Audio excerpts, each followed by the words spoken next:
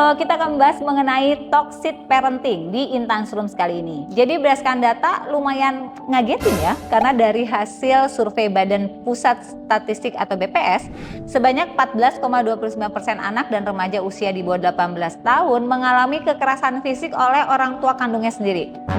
Bayangin tuh, kekerasan fisik yang dialami oleh anak dan dilakukan oleh orang tuanya sendiri.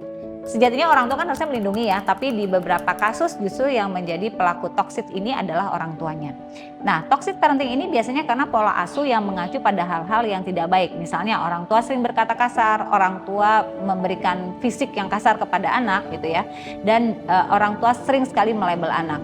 Jadi hal-hal ini bahaya dan kita bisa menjadi toxic parents. Oke, sekarang kita kenalan dulu yuk yang namanya toxic parenting itu seperti apa sih? Yang pertama adalah kita tidak hadir secara emosional untuk anak. Jadi ketika anak membutuhkan orang tua secara utuh, orang tuanya tuh hadirnya secara dingin aja. Dan orang tua cenderung tidak peka dengan kondisi anak. Sehingga anak merasa bahwa orang tua tidak bisa memahami dan orang tua tidak peduli dengan apa yang dirasakan oleh anak. Lalu yang kedua adalah otoriter. Otoriter itu adalah orang tua selalu megang kendali dan anak tidak diberi kesempatan untuk mengemukakan pendapatnya. Ini bahaya karena orang tua kan harusnya bisa mendengarkan ya apa yang anak inginkan. Walaupun tidak selalu harus disetujui, tapi setidaknya dengan mendengarkan anak diberikan ruang untuk diskusi.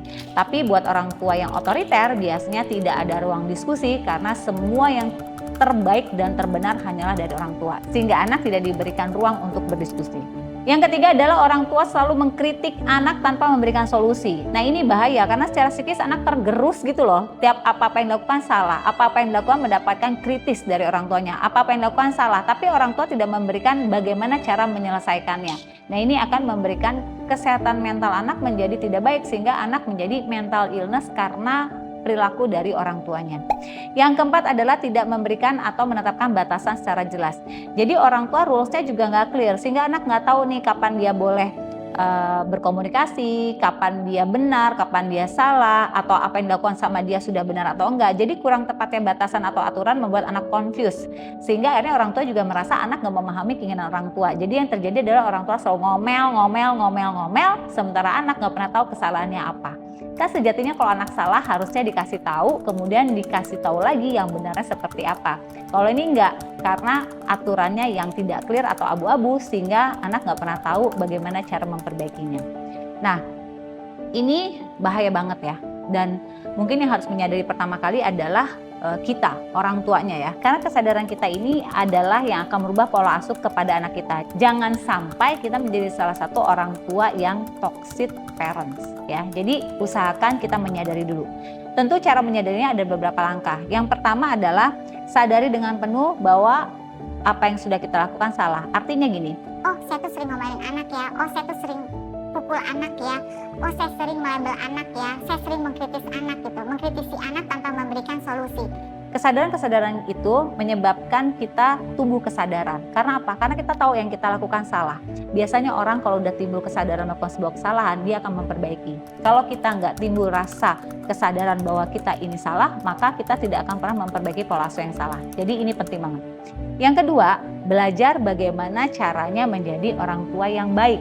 Ingat ya, jadi orang tua itu nggak ada sekolahnya. Bener kan? Tiba-tiba kita hamil, punya anak, lalu ada tahapan-tahapannya. Maka penting banget kita orang tua untuk belajar. Jadi jangan pernah orang tua stop belajar. Jadi kalau misalnya ada kayak seminar parenting, ya ada ilmu-ilmu parenting, pelajari deh. Karena ini berguna banget untuk kita mempelajari atau dalam mendidik anak-anak kita. Sehingga pola asuh kita tidak termasuk dalam toxic parenting. Lalu bagaimana jika kita anak, kita merasa bahwa orang tua kita ini adalah salah satu orang tua yang melakukan toxic parenting. Yang pertama adalah tentu kita harus ajak ngobrol baik-baik orang tua kita nih. Karena gimana pun juga menyalahkan orang tua itu tidak semudah itu. Jadi kita harus tahu bagaimana caranya ngobrol dengan orang tua dan dimulai dari hati ke hati. Bahasa kalbu seorang anak kepada ibu atau kepada ayahnya. Kemudian yang kedua adalah bagaimana kita bisa menghentikan siklus toxic parenting ini. Tentu gak bisa kita sendirian, harus ada kesadaran dari orang tua. Dan yang terpenting yang terakhir nih, kalau kita sebagai anak dirasa sulit menyadarkan orang tua bahwa orang tua kita ini termasuk toxic parenting, maka ajaklah berdiskusi. Yang pertama adalah mungkin dari lingkungan keluarga yang dituakan, yang oleh orang tua kita dihormati.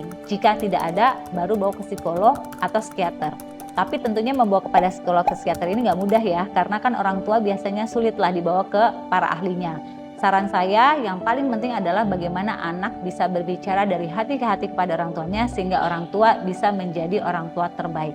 Poinnya adalah tentu dalam mendidik anak dibutuhkan kepandaian kita sebagai orang tua dalam memberikan pola asuh yang terbaik. Tapi anak juga paham bahwa tidak ada orang tua yang ingin kejelekan bagi anaknya. Yang terpenting komunikasi antara orang tua dan anak sehingga bisa menghasilkan pola asuh yang terbaik dan bisa menjadikan karakter anak yang terbaik di masa depan.